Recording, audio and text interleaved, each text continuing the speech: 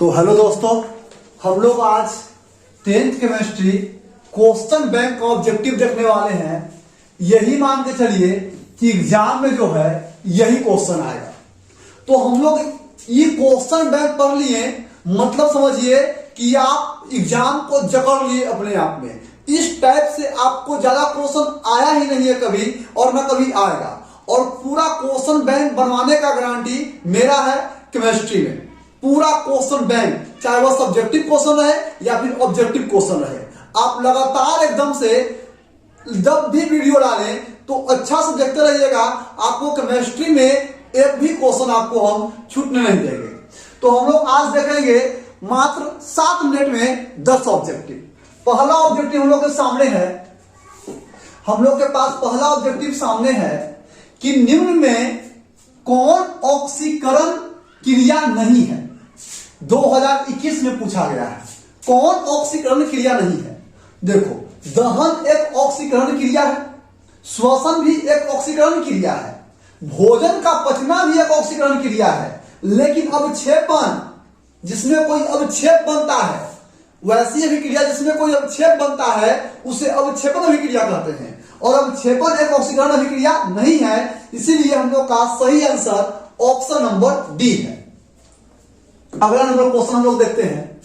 समीकरण H2 plus O2 तो H2O, H2 plus O2 तो H2O, मतलब कि इसमें देखें तो दो या दो से अधिक पदार्थ आपस में मिलकर एक पदार्थ का निर्माण कर रहा है, नए गुण वाले पदार्थ का निर्माण कर रहा है। और जब दो या दो से अधिक पदार्थ आपस में मिलकर एक नए गुण वाले पदार्थ का निर्माण करता है तो उस अभिक्रिया को संयोजन अभिक्रिया कहते हैं।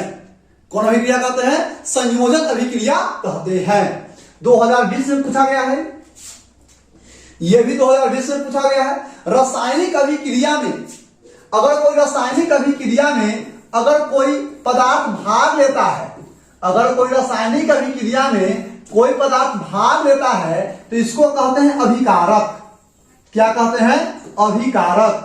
और रासायनिक अभिक्रिया के फलस्वरूप जो पदार्थ बनता है उसको कहते हैं उत्पाद या प्रतिफल। उत्पाद या क्या कहते हैं? प्रतिफल कहते हैं। तो रासायनिक अभिक्रिया में भाग लेने वाले पदार्थ को क्या कहते हैं? अभिकारक कहते हैं। क्या कहते हैं? अभिकारक कहते हैं। अगला नंबर क्वेश्चन जो कि 2020 में पूछा है, जिंक क्या है? जिंक और सल्फ्यूरिक अम्ल, जिंक और सल्फ्यूरिक अम्ल के बीच अभिक्रिया से निम्नलिखित में से कौन सा गैस निकलती है? तो जिंक एक धातु है, जिंक एक क्या है? धातु है। जिंक एक धातु है और सल्फ्यूरिक अम्ल, सल्फ्यूरिक अम्ल एक अम्ल है। जिंक एक धातु है, आई होती है अम्ल है। और जब धातु और अम्ल अभिक्रिया करता है तो लवण और जल बनाता है। क्या बनाता है?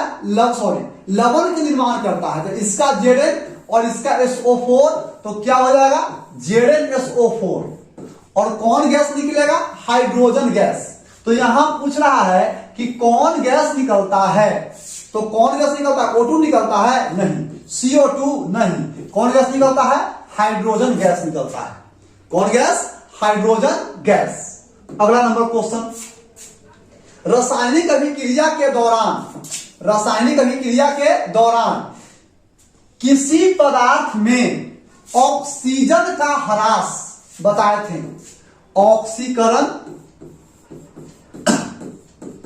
और एक अवकरण, इसका नाम है उपचयन और इसका नाम है अपचयन। ऑक्सीजन के जुड़ने के क्रिया को ऑक्सीकरण कहते हैं और ऑक्सीजन के हटने के क्रिया को अवकरण कहते हैं। हाइड्रोजन के हटने के क्रिया को ऑक्सीकरण कहते हैं और हाइड्रोजन के जुड़ने की क्रिया को अवकरण कहते हैं। तो यहां ह्रास है, ह्रास मतलब कमी, ऑक्सीजन का कमी हो रहा है तो ऑक्सीजन का कमी क्या कहलाता है? अवकरण। क्या कहलाता है? अपचयन। अपचयन कहलाता है, अवकरण कहलाता है। Option number B. अगला नंबर क्वेश्चन में आते हैं, Zn plus CuSO4, Zn plus CuSO4 तो ZnSO4 प्लस Cu क्वेश्चन देखते के साथ देखिए तो ये वाला जो है इसको हटा रहा है, एक बार हटा रहा है, और जब एक बार हटाता है तो उसे विस्थापन अभिक्रिया कहते हैं। एक बार हटाता है तो उसको कौन अभिक्रिया कहते हैं? विस्थापन अभिक्रिया।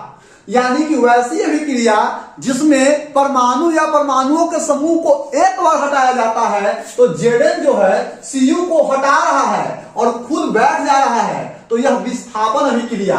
अगर दो बार हटाता तो द्विविस्थापन अभिक्रिया है ना।